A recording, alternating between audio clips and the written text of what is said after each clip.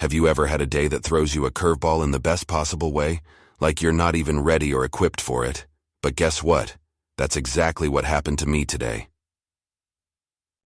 You remember, right? My old street football team? Well, I ran into them out of the blue. Ran into, as if it was a casual thing. It was more like a full squatting operation there, and I couldn't help but feel like I was thrown back in time. Just being around them reminded me so much of those carefree days in Busan. You know what's funny about old memories, though? They have this innate power to make you feel young again, almost like you're reliving those golden moments. And trust me, what happened next was nothing short of that. So we decided to have a friendly game, or so we thought initially before it turned rough quite quickly, in a spirit of brotherhood, yeah. It's amazing to think that after all these years, even though they're all busy with their own lives now, that competitive energy is still there. Both on and off the field, the energy, the banter, the quick comebacks, it felt so nostalgic and heartwarming at the same time. And contrary to what Ju thinks, I did not miss the last goal. I might have, but that's totally beside the point. The game ended in a tie, and trust me, it couldn't feel any better. As if we peeked into our past but also made new beautiful memories. Now let me tell you, preparing perfect spaghetti carbonara might be challenging sometimes, but getting that soccer ball past a seasoned goalie, that's a whole different level of excitement. Anyway, all things said, it was an intense day, but a fulfilling one. And guess what's the best part? We're planning a rematch already, so brace yourself for more exciting updates, and of course, Ju's relentless jabs. But on that note, Yuna and Ju are demanding snaps from the next match, can you believe it? Nyua. As if I can juggle between scoring goals and clicking pictures. Next time I might hire a personal photographer for these special occasions, or maybe ask Ju to step up a bit from his favorite pastime of taking digs at me. Well, as they say, you're only as old as you feel, and today, I felt as if I was back in my teens, energetic, carefree, and perhaps a tad bit reckless. Anyway, can't wait to see how the rematch goes. I really outdid myself with that gauntlet I threw, but enough of my today's throwback ride. Haven't had a chance yet to ask about your day. I know I spent half my day kicking the soccer ball around, but how did you spend yours? And now, my friend, duty calls. My oven's preheated, and I have a batch of bread that needs my attention. If I don't see you first, you'll know where to find me, in the kitchen wrestling with dough, or on the field taking another shot at the goal. All right, I need to get back to work. Catch you later. Can you believe it? I actually ended up adding kimchi to pasta today. It all started when I decided to do a deep dive on the fusion of Korean and Italian cuisines. You might be thinking, well, that's a recipe for disaster, but let me tell you, it wasn't half as bad as I'd thought it'd be. More like a roller coaster ride, thrilling, unpredictable, and weirdly fun. You know, the more I read about it, the more intrigued I became.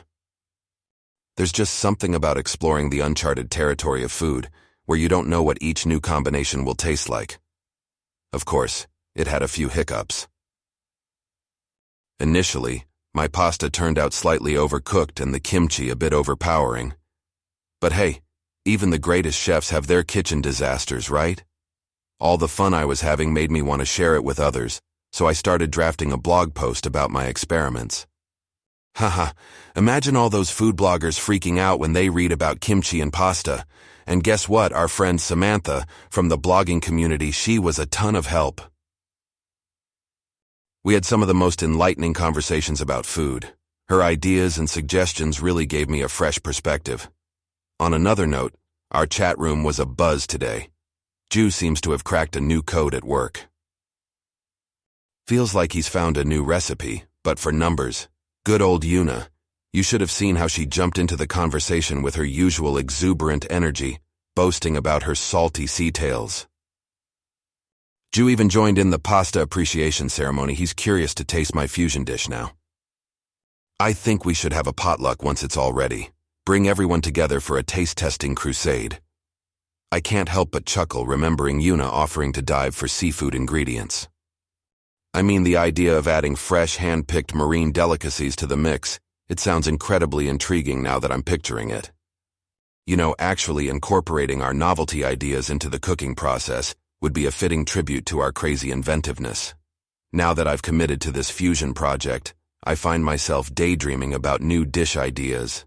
Grilled prawns with gochujang dipping sauce, bulgogi lasagna, maybe? The very thought of it makes my mouth water. You know, I'm even considering making a dish inspired by the bioluminescent marine life Yuna and Ju were discussing. The ideas are endless. You know what makes this all worthwhile, though? No, not just the end product, but the entire journey leading up to it. This is what it's all about. The crazy ideas, the unexpected failures, and more so, the delicious victories.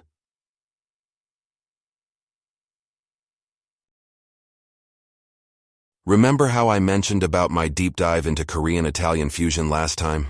Well, today was a culinary carnival of sorts. Out of the blue, I found myself at a local food festival. Yeah, I gatecrashed it. Impromptu decisions, right? You know, it felt like an animated labyrinth full of food stalls. Every turn unveiling a new dish, a new aroma tickling the senses. The experience was like tackling a fresh dough of sourdough. You don't always know how it's going to turn out, but the process has its own charm. I tasted my way through the varieties of street food, traded banter with fellow foodies. It was a friendly food fight, each showcasing the best of their culinary wizardry but in a lighthearted way. My taste buds were introduced to some really unique flavors, some that I didn't even know existed. You know what's funny? This unplanned food hunt stirred up inspiration in me that I didn't know was there. I ended up with a couple of fantastic ideas for my pizzas. Juwan, being the ever-enthusiastic food-tasting partner, is already excited about my soon-to-be fusion pizzas. Yuna even cracked a joke about cooking underwater now. Can you imagine that? But then aren't we all explorers in our own ways? Yuna with her scuba diving, Juwan with his coding, and me with my food experiments. I find it fascinating how we can be so diverse and yet connected together. Like blending water and olive oil, like Yuna said, each of us has our own depths to explore, and our adventures just enrich our connection further. So, no matter if it's beneath the waves, over the mountains, or in a flurry of flour and butter, we're always embarking on some intensely personal journey. Which makes me wonder, what if our unique explorations could create a synergy? Imagine a blend of sea, mountains, and food. The picture it creates, the sensations it arouses. Exciting, right?